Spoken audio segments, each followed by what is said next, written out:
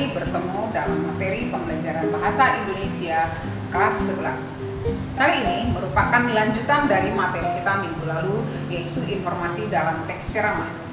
Kali ini kita akan membahas teks ceramah bagian yang kedua.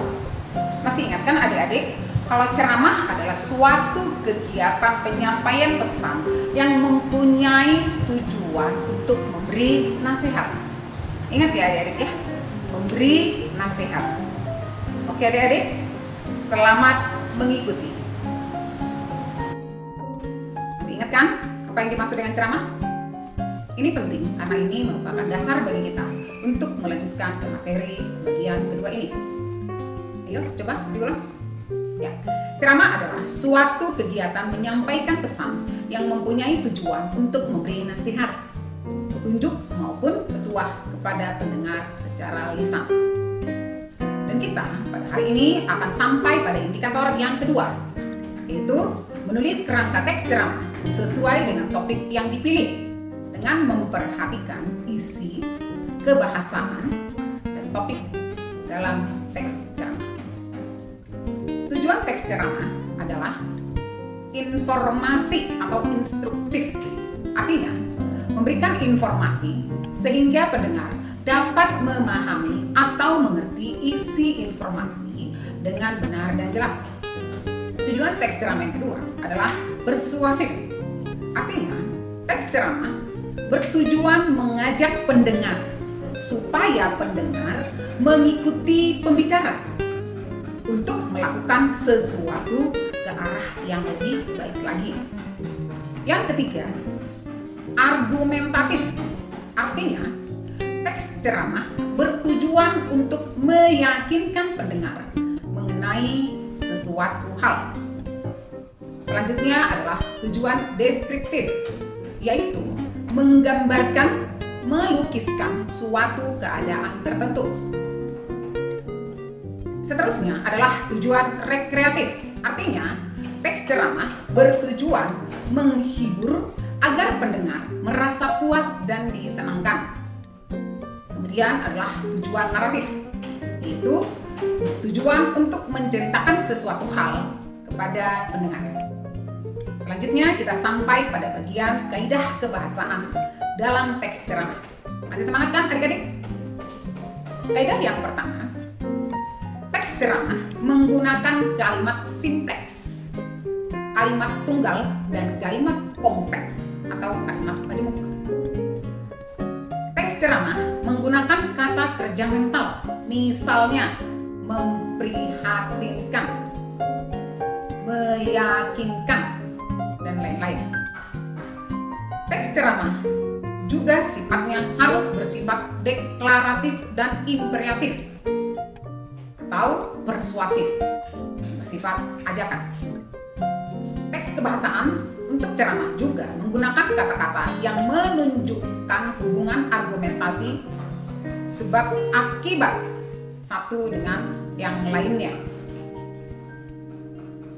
Selanjutnya, kaidah kebahasaan teks ceramah adalah menggunakan kata-kata teknis, peristilahan yang berkenaan dengan topik yang dibahas penceramah. Selanjutnya adalah menggunakan kata sapaan orang kedua atau orang ketiga yang sesuai dengan bahasa adat setempat, santun, serta sesuai dengan kondisi atau situasi tertentu. Kita lanjutkan tentang metode ceramah. Metode ceramah yang pertama adalah metode extemporan. Dengan metode ini, penceramah hanya menuliskan pokok pembahasan atau gagasan utama saja. Yang kedua adalah impromptu, merupakan metode yang paling sering digunakan oleh para penceramah senior dan berpengalaman karena tidak ada persiapan dan hanya menyampaikan ilmu yang dimiliki atau diingatnya. Metode yang ketiga, metode membaca naskah. Biasanya metode ini digunakan oleh para penceramah baru dan pemula karena mudah untuk membaca naskah secara lengkap. Bisa juga metode membaca naskah digunakan apabila waktu yang diberikan oleh panitia untuk berceramah sangat terbatas dengan materi yang sudah jelas dan lengkap. Selanjutnya adalah metode menghafal. Metode menghafal pada ceramah merupakan metode dengan menghafal teks ceramah terlebih dahulu. Sekarang kita sampai pada struktur ceramah. Yang pertama, pendahuluan. Struktur ceramah yang pertama, pendahuluan, berisi tentang pembuka, salam pembuka, ucapan penghormatan, dan ucapan syukur. Kemudian pada pendahuluan ini juga ada pengantar, paragraf pengantar yang mengarah pada topik. Biasanya pengantar berasal dari informasi atau berita yang faktual yang masih terkait dengan topik ceramah. Selanjutnya adalah isi ceramah.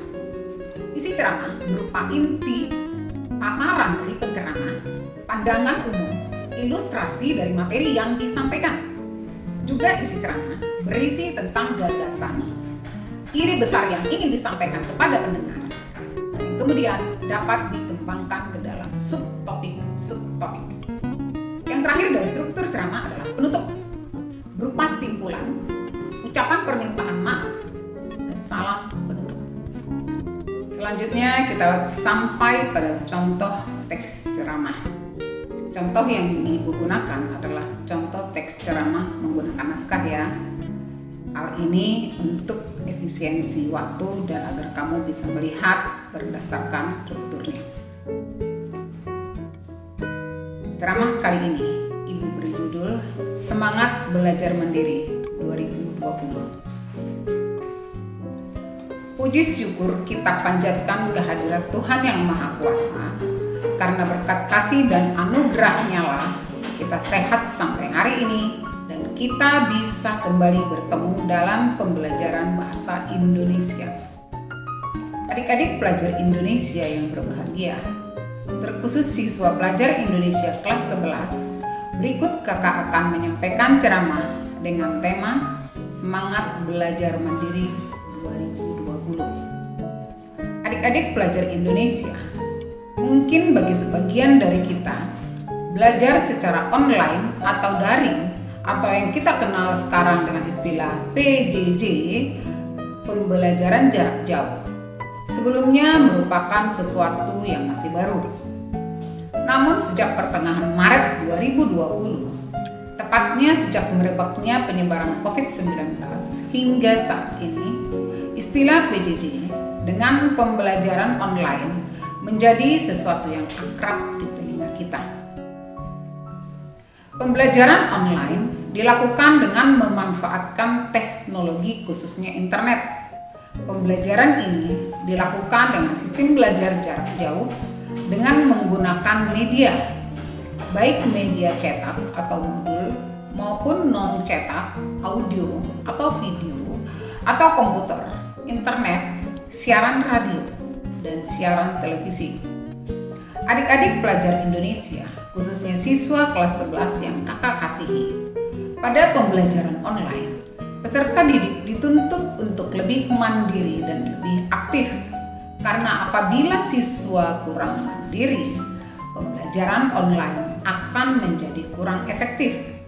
Apalagi kalau siswa kurang aktif dalam menyampaikan aspirasi dan pemikirannya.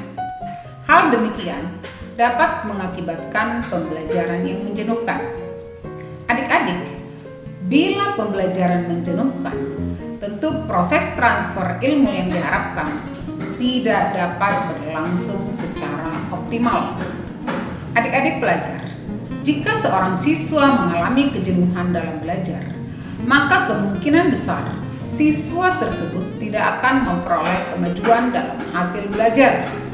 Nah, untuk menghindari hal itu, diperlukan pendorong sebagai penggerak agar siswa semangat belajar untuk kemudian dapat memiliki prestasi sesuai dengan yang diharapkan.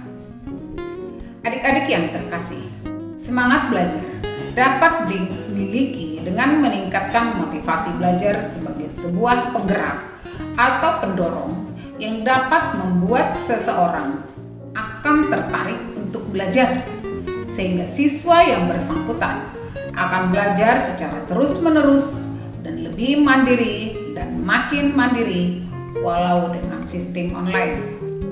Motivasi dalam belajar antara lain motivasi untuk mengetahui lebih banyak lagi tentang pelajaran, motivasi untuk menjadi siswa berprestasi, motivasi untuk menggapai tingkat pendidikan yang lebih tinggi, dan berbagai motivasi lainnya. Adik-adik pelajar Indonesia, demikianlah pembelajaran ceramah dan ceramah kakak hari ini. Semoga adik-adik semua tetap semangat dan bahkan makin semangat. Kiranya tetap kita ingat baik-baik bahwa apa yang kita lakukan sekarang pasti hasilnya akan kita rasakan 5 tahun, 10 tahun mendatang, sehingga kita makin mandiri dan makin termotivasi. Demikianlah ceramah kakak hari ini. Apabila ada kata-kata yang kurang berkenan, kakak mohon maaf. Tetap semangat dan tetap bersyukur, karena semangat dan rasa syukur adalah sebagian hal yang dapat meningkatkan imunitas tubuh kita. Sampai jumpa dan salam sehat. Adik-adik, demikianlah tadi kakak sudah menyampaikan contoh teks ceramah yang menggunakan naskah ya. Berikut kita berlatih bersama bagaimana menulis teks ceramah. Tulislah satu teks ceramah dengan mengikuti penulisan struktur teks ceramah. Temanya bebas. Selamat berlatih.